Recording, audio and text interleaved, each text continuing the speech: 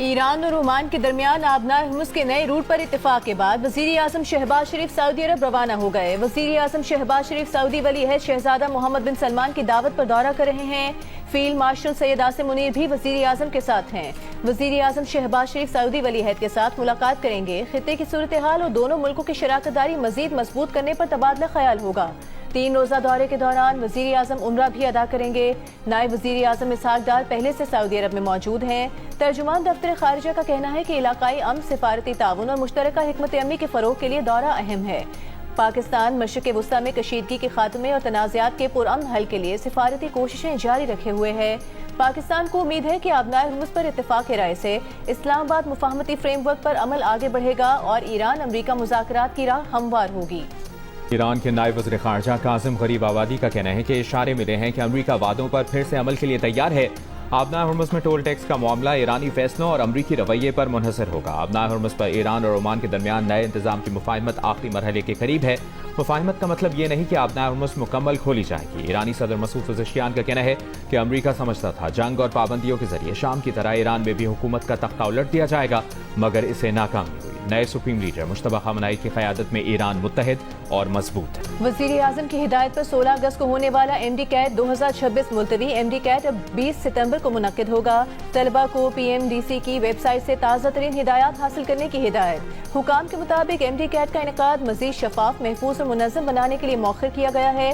امتحان کی صرف تاریخ تبدیل کی گئی ہے، دیگر تمام شرائط اور انتظامات برقرار رہیں گے۔ لاہور ہائی کورٹ میں ایم ڈی کیٹ ملتوی کرنے کی درخواست مسترد۔ درخواست گزار کے وکیل کا کہنا تھا کہ سینکڑوں طلبہ اس وقت ایف ایس سی کے پریکٹیکل امتحان دے رہے ہیں، جس کے باعث تیاری کا مناسب موقع نہیں ملا۔ اس وقت ایم ڈی کیٹ سے سینکڑوں طلبہ کا مستقبل داؤ پر لگ جائے گا۔ عدالت نے کہا کہ ہمارے سامنے صرف ایک پٹیشنر ہے، آپ سب کا ٹھیکہ کیوں لے رہے ہیں؟ پوسٹ مارٹم کے لیے قبر کشائی بھی ہوگی، تمام تر چیزوں کے لیے آپ ایگری کرتے ہیں کہ دوبارہ اس معاملے کو ری انویسٹیگیٹ کیا جائے؟ بالکل بالکل بالکل، ہم تو انصاف کے لیے جا رہے ہیں۔ آپ کو غفلت دونوں اینڈ سے غفلتیں ہوئی ہیں۔ ٹھیک ہے، میرے بچے کا مرڈر ہوا ہے، وہ مرڈر کی بجائے اس کو الگ چیزوں میں گھپلے میں فائنینشیل اس میں لے کے جا رہے ہیں، جبکہ وہ مرڈر ہوا ہے، بروٹلی مرڈر ہے تشدد کے بعد۔ عدالت کے حکم پر کراچی کے نوجوان تاجر میر رضا کا دوبارہ پوسٹ مارٹم کل کیا جائے گا۔ پولیس سرجن ڈاکٹر سمیہ کا کہنا ہے کہ پوسٹ مارٹم سے متعلق میڈیکل ٹیم بنا دی گئی۔ پولیس کو بھی پوسٹ مارٹم کی جگہ سیل کرنے کی ہدایت کر دی ہے۔ قبر کشائی کے بعد باڈی سے مختلف سیمپلز لیے جائیں گے۔ سیمپل لینے کے بعد فوراً دوبارہ تدفین کر دی جائے گی۔ میر رضا کے والد کا پولیس کی تفتیش پر تحفظات کا اظہار، انصاف دینے کا مطالبہ۔ کہا ابھی تک ان کا بیان ریکارڈ نہیں کیا گیا، وہ قتل کی بات کر رہے ہیں مگر تفتیش کچھ اور ہو رہی ہے۔ میڈیکل رپورٹ سے ایک ہیئر کل کا جو آفیسر ہیں، میڈیکل اور میڈیکل لیگل آفیسر ہیں، انہوں نے کوئی کمنٹس کر دیا ہے۔ آپ کا جو میڈیکو لیگل ڈاکیومنٹ ہے ایک بات کہہ رہے ہیں اور آپ وربلی دوسری بات کہہ رہے ہیں۔ آپ ووٹ بٹھا دیں، ہمیں کوئی اعتراض نہیں، اور وہ میڈیکل ایکسپرٹ ہی فیصلہ اس پہ کر سکتے ہیں، وہ کریں گے اور جس طرح ہوگا اس کے مطابق پولیس کی انویسٹیگیشن۔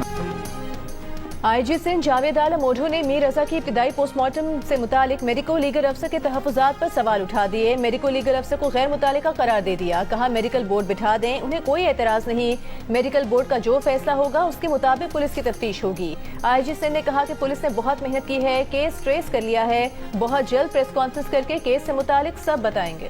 پیپلز پارٹی کے رہنماؤں نے آزاد کشمیر انتخابات کو بدترین انتخابات قرار دے دیا۔ الیکشن کمیشن کے کردار اور مرحلہ وار انتخابات کے فیصلے پر سوال اٹھا دیا۔ مسلم لیگ نون پر ایک بار پھر دھاندلی کا الزام عائد کیا۔ سیکرٹری جنرل پیپلز پارٹی نیت بخاری نے پریس کانفرنس میں کہا میرپور ڈویژن میں جبرن پیپلز پارٹی کی 4 نشستیں چھینی گئی۔ LA9 میں 80% سے زائد ٹرن آؤٹ رہا۔ ٹرن آؤٹ بتا رہا ہے کہ انتخابات دھاندلی کے ذریعے ہوئے۔ نیت بخاری نے مزید کہا کہ نون لیگ اور پیپلز پارٹی کے درمیان اتفاق ہوا تھا کہ جہاں ٹرن آؤٹ کم ہو وہاں دوبارہ الیکشن ہوں گے۔ مسلم لیگ نون معاہدہ کر کے بھاگ گئی۔ قائم مقام صدر آزاد کشمیر چودھری لطیف اکبر نے کہا نون لیگ نے بہت پہلے تہیہ کر لیا تھا کہ انہوں نے الیکشن چرانا ہے۔ چودھری یاسین نے کہا کہ چیف الیکشن کمشنر پر 2016 میں بھی دھاندلی کے الزامات۔ سابق وزیر اعظم آزاد کشمیر اور رہنما مسلم لیگ نون راجہ فاروق حیدر نے الزام عائد کیا ہے کہ پیپلز پارٹی نے دھاندلی کے زور پر انتظامی مشینری استعمال کی، پیسے لگا کر لوگوں کو خریدا۔ اپنے آبائی علاقے آمد پر خطاب میں کہا کہ آزاد کشمیر نے نواز شریف کی ترقی اور خوشحالی کے ویژن پر بھرپور اعتماد کا اظہار کیا۔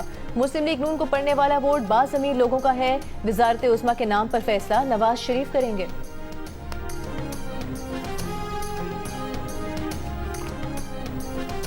वफाकी वज़ीर दाखिला मोहसिन नकवी निज़ाम की तबाही के बयान पर कायम, हुकूमत को चार्जशीट करने के तासुर की नफी।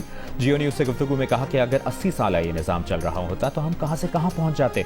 हुकूमत कहीं नहीं जा रही, ये अपनी आईनी मुद्दत मुकम्मल करेगी। वज़ीर दाखिला ने अपनी वज़ारत की कारकर्दगी पर हुई तनकीद पर जवाब दिया कि वज़ीर आज़म वज़ारतों की कारकर्दगी की जाँच तीसरे फरीक से करवाएं और नताइज आवाम के सामने रखें। जिन लोगों ने कहा कि उन्होंने 30 साल का सफ़र 3 साल में तय किया, उनका शुक्रिया।